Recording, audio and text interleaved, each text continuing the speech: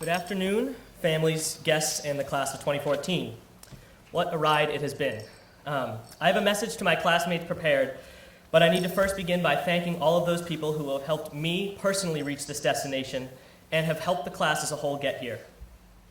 First and foremost, the class of 2014 wants to thank Dr. Oliveira, Dr. Gould, Mr. Chaplin, Dr. Liz, Mrs. Rowe, and the entire KP faculty for all the support we have been given.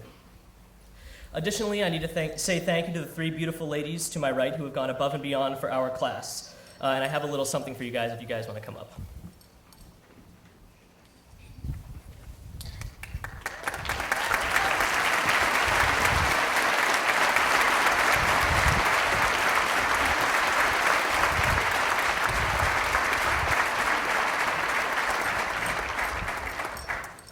All right, next we need to thank our fearless class advisors, Ms. Frey and Mrs. Meyer, for all of the time and energy they have put in for our class. And as a thank you to them, we have some class gifts and some flowers as well if you guys want to come up. The frames of our names.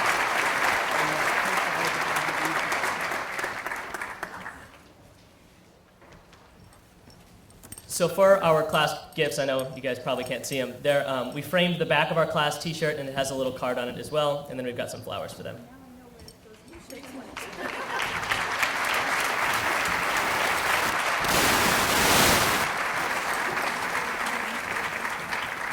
And additionally, there's a third frame, and that we are leaving to the high school. Dr. O, you can put it wherever you want. That's a gift for the high school. Thank you. And lastly, but certainly not least, I need to thank my family for supporting me from the start. Emma and Elizabeth, thank you for always being there. Nate, thanks for always being a source of competition. Dad, thanks for all you've done for me and for the school. And Mom, thanks for being Mom. And I have some flowers for you too.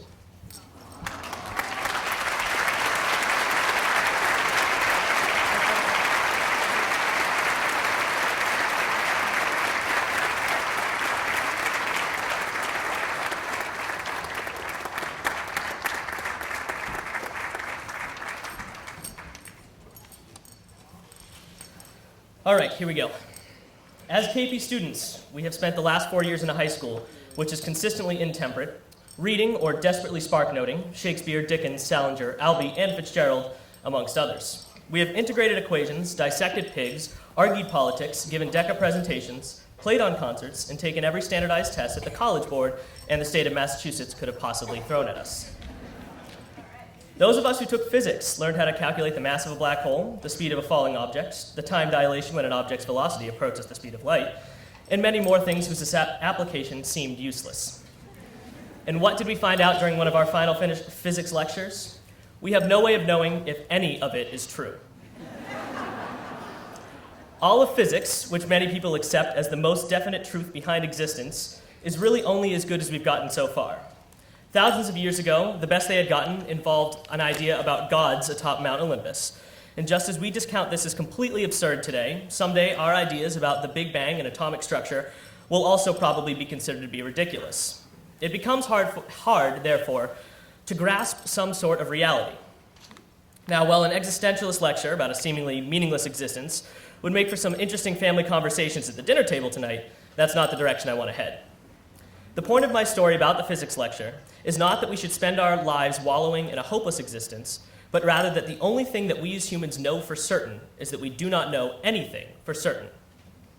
And in order to give our lives some stability and meaning, we need to grasp the things that we know inside ourselves to be important versus true. Now, I bet there are very few of my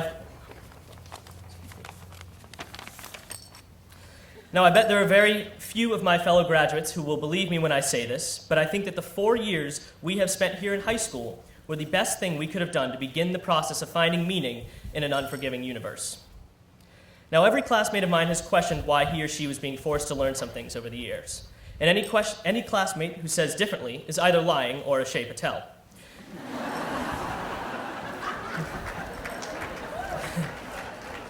But I want to convey to my classmates that we are not educated to learn facts and skills. In fact, I think that those concrete things that we have learned throughout the years are only side effects of our educations. In fact, education is about nothing more than understanding the human experience. It's about learning how to look at life from perspectives of historians, physicists, mathematicians, and peers.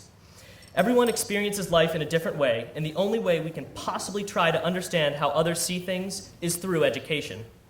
I quote David Foster Wallace's "This is Water." "The real value of a real education has almost nothing to do with knowledge and everything to do with simple awareness." Here's an example of what David Foster Wallace is talking about.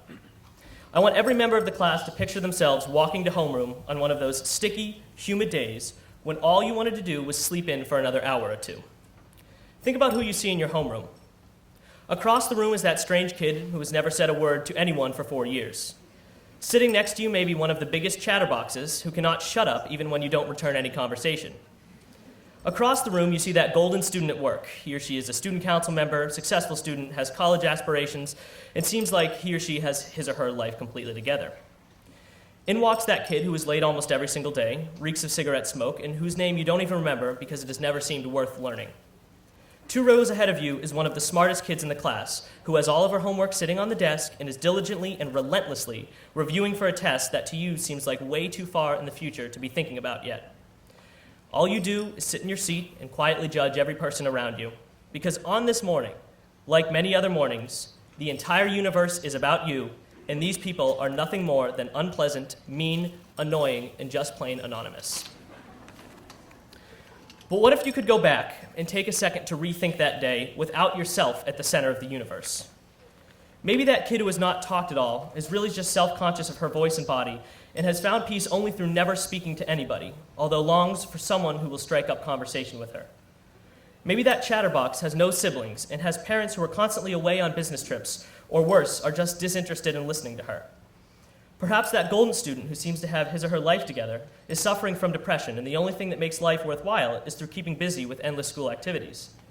And what if that scary kid who smells like cigarettes is actually one of the nicest kids in the building and is just late every day because his parents are divorced, his family has money issues, and he knows that he can't take the ridicule he would face riding the bus? And maybe that straight-A student is under immense pressure from her parents and just longs to relax about her grades and go out and make some friends. Now, maybe these situations are not real, but I'll circle back to that physics lecture. The only thing that we know for certain is that we do not know for certain.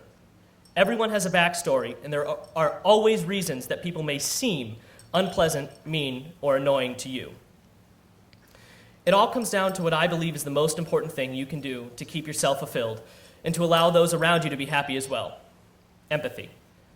There is no greater skill than to be able to put oneself in someone else's shoes and think about what that person could be going through.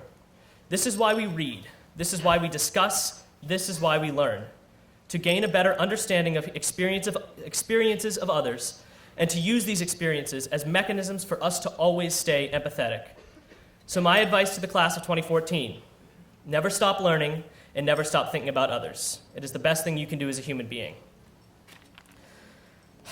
Junior year, I made some promises about a quote that I would end my speech with, and it turns out that it fits well, so here it goes. I know these will all be stories someday, and our pictures will become old photographs. We'll all be somebody's mom or dad. But right now, these moments are not stories. This is happening, I can see it. This one moment when you know you're not a sad story.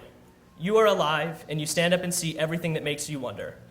And in this moment, I swear, we are infinite. Thank you, everybody.